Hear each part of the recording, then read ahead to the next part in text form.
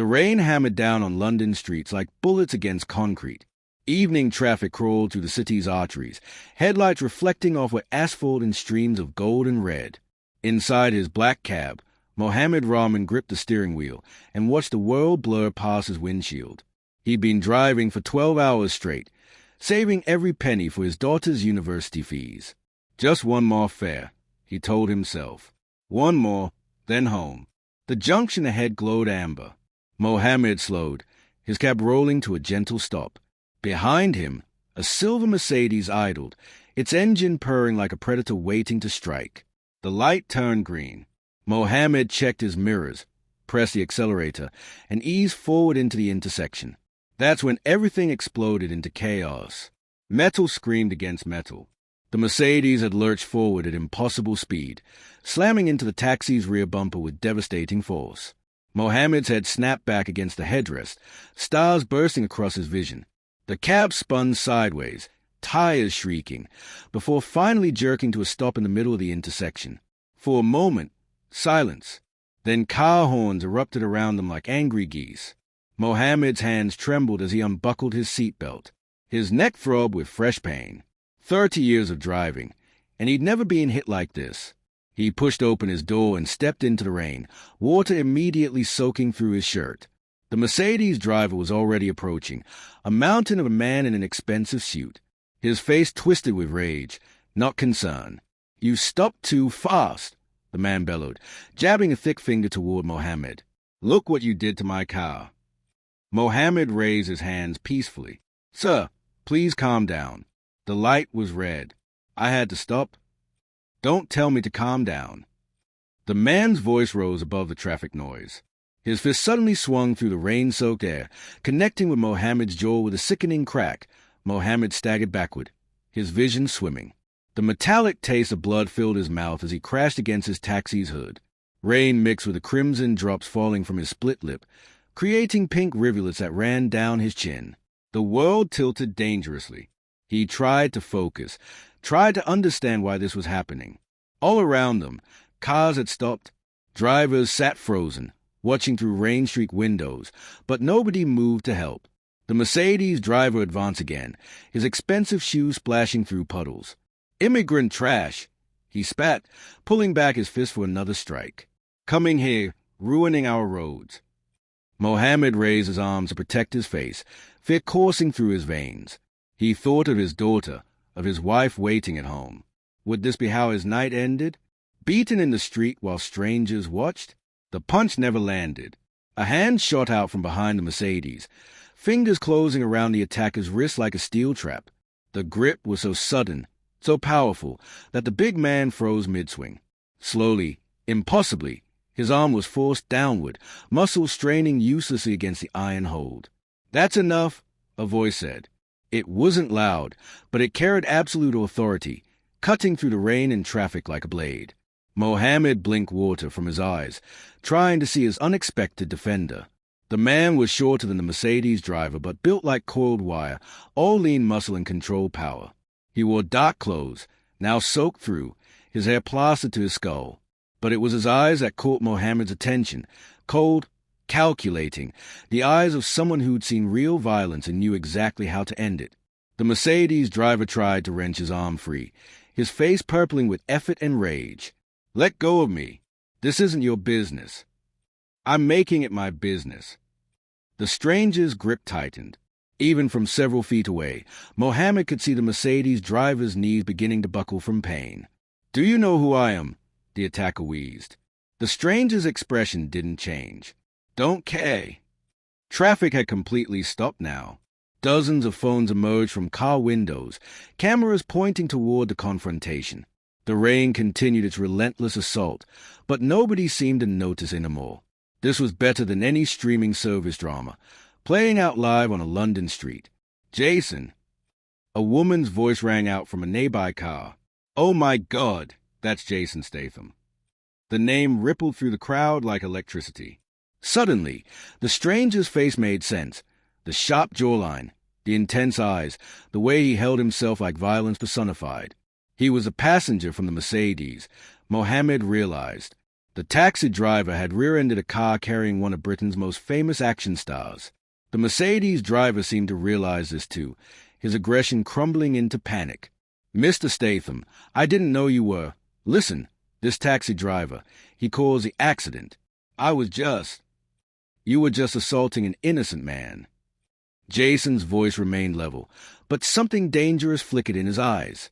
He released the driver's wrist and stepped between him and Mohammed. "I saw everything. You weren't paying attention. You hit him. Then you attacked him. But my car can be fixed." Jason glanced back at Mohammed, who was still leaning against his taxi, touching his bleeding lip with shaking fingers. His face might not heal so easily, and his trust in people. He turned back to the Mercedes driver. "You might have destroyed that completely." The crowd had grown larger, people emerging from shops and restaurants despite the rain. Someone shouted encouragement. Another person started recording more obviously. The Mercedes driver looked around desperately, finally understanding he'd become the villain in a very public story. "I want to press charges," Jason announced, loud enough for everyone to hear. "I'm a witness to assault and battery. I'll testify." The Mercedes driver's expensive suit suddenly seemed like a costume, his authority evaporating. "Please," he whispered. "My reputation. My job. Should have thought about that before you decided violence was acceptable." Jason pulled out his phone, rain droplets beating on its screen. "Mohammed, right." He'd read the taxi license displayed on the dashboard. "Don't move. Ambulance is coming." Blue lights painted the street in rotating colors as police vehicles arrived, their sirens adding to the chaotic symphony. Officers emerged, assessing the scene with practiced efficiency.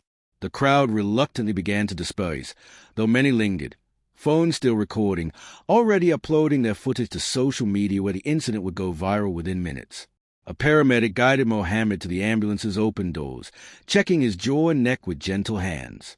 The pain had dulled to a persistent ache, but Mohammed barely noticed. He watched Jason Statham speak with the police, his statements clear and precise, leaving no doubt about what he'd witnessed. The Mercedes driver sat in a police car, his head in his hands, the fight completely gone from him. "You're lucky," the paramedic said, shining a light in Mohammed's eyes. "Could have been much worse. The jaw's bruised but not broken. You'll hurt for a few days, though." Lucky. The word seemed absurd. Mohammed had been assaulted for no reason, his taxi damaged, his body injured. But then Jason appeared beside the ambulance, and Mohammed understood what the paramedic meant. "How are you feeling?" Jason asked, genuine concern softening his famous features. "Better now, thanks to you." Mohammed's voice came out rough, his throat tight with emotion. "I don't know what would have happened if you hadn't stopped him." Jason shook his head. "You don't need to thank me. That guy was out of control. Nobody deserves that, especially not someone just trying to do their job." He paused, rain still dripping from his jacket. "The police have your statement, and mine. They are charging him with assault. Your taxi damage. I've got his insurance information. You'll be compensated." "But you were his passenger." "Was." Jason's expression hardened. "We were heading to a premiere. Business acquaintance, not a friend. After seeing how he treats people." He glanced toward the police car with disgust. "I'd rather walk in this rain than spend another second near him." A police officer approached, nodding respectfully to Jason before addressing Mohammed. "Mr. Rahman, we have everything we need for now.by midnight." The world knew Mohammed Rahman's name. The footage had spread across every platform imaginable: Twitter, Instagram, TikTok, YouTube. Jason Statham's top street assault trended globally. News outlets picked up the story, showing clips of Jason gripping the attacker's wrist, his protective stance in front of Mohammed, his unflinching witness statement to police. But it wasn't just the celebrity factor that captured attention. It was the story's raw humanity, a working father attacked for nothing, a famous actor choosing justice over convenience, a reminder that heroes sometimes appear when you least expect them. The Mercedes driver's identity emerged quickly. Richard Pemberton, a hedge fund manager with a history of aggressive behavior and entitled complaints. His company released a statement before dawn, announcing his immediate termination. Mohammed sat in his small living room, his daughter curled beside him, scrolling through messages of support flooding his phone. Strangers from around the world sent encouragement, donations, kind words. Someone had started a fundraiser that had already raised enough to repair his taxi 3 times over. The excess, they said, should go to his daughter's education. Dad, look. She turned her phone toward him. Jason had posted on Instagram a simple message about standing up for working people, with Mohammed's fundraiser linked. 10 million followers saw it instantly. The doorbell rang. Mohammed's wife answered, returning with a package. Inside, a handwritten note on thick paper. Mohammed, real strength is getting up every day and working hard for your family. You're the actual hero in this story. The taxi repairs are handled. This is for your daughter's future. Best, Jason. Beneath it, a check that made Mohammed's hand shake. That night, as London slept, Mohammed couldn't. He kept thinking about those moments in the rain, about Jason's intervention, about how quickly life could change. He'd been knocked down, but strangers, led by one unexpected hero, had lifted him back up. The physical pain would fade. His taxi would be fixed. But the lesson would last forever. Sometimes, when the world seems cruelest, humanity surprises you. And sometimes, heroes look exactly like action stars stepping out of cars. Retry,